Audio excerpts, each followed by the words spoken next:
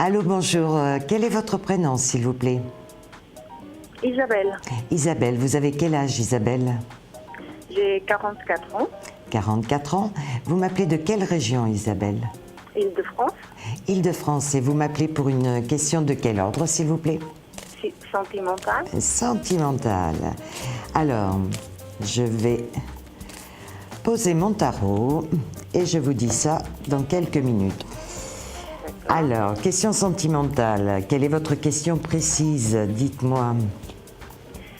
Parce que je suis mariée, mais à ce moment, mon couple il va pas très bien. Moi, je sais pas. Oui. Il y a quelque chose qui va pas. Il y a quelque chose qui ne va pas. Mais je vais vous dire ce qu'il y a qui ne va pas. On dirait que c'est la routine, tout simplement. Parce qu'il n'y a pas de catastrophe à venir, Dieu merci. Hein. On voit du bonheur qui revient. Vous avez besoin de parler. Je pense que vous ne communiquez pas beaucoup, tous les deux. Oui, c'est vrai. C'est moi que je me suis éloignée, oui. Voilà. Alors, après, il faut se poser les bonnes questions. Est-ce que votre conjoint est toujours important dans votre vie? Je dirais oui, parce qu'il y a beaucoup d'amour, il y a beaucoup de bonheur. Vous avez un manque total de communication. Chacun s'est écarté un petit peu. Ça fait combien d'années que vous êtes mariés? Ça fait de nombreuses années. Ah oui, ça fait 23. Voilà. Et bien au bout de 23 ans, on a la routine qui s'installe tout simplement. Et puis vous êtes toujours en attente de choses nouvelles, bien entendu, ce qui est tout à fait logique.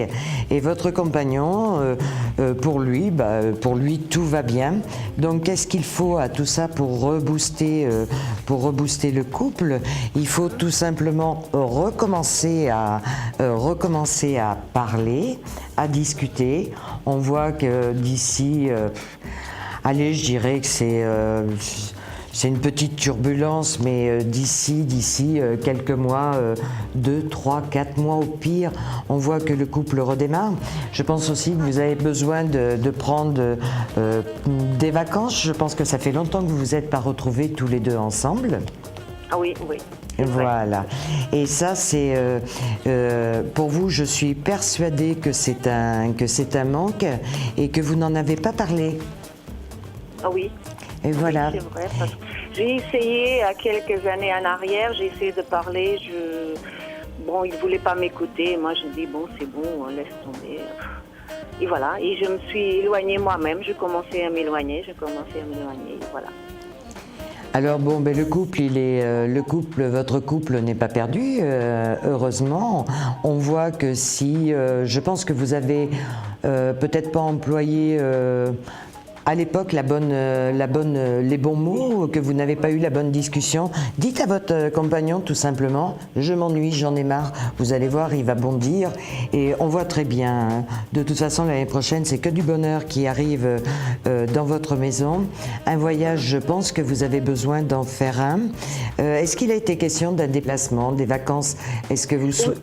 Oui, à la fin de l'année, on pense partir, oui. Voilà, parce que je vois effectivement ce déplacement, ce voyage à l'étranger.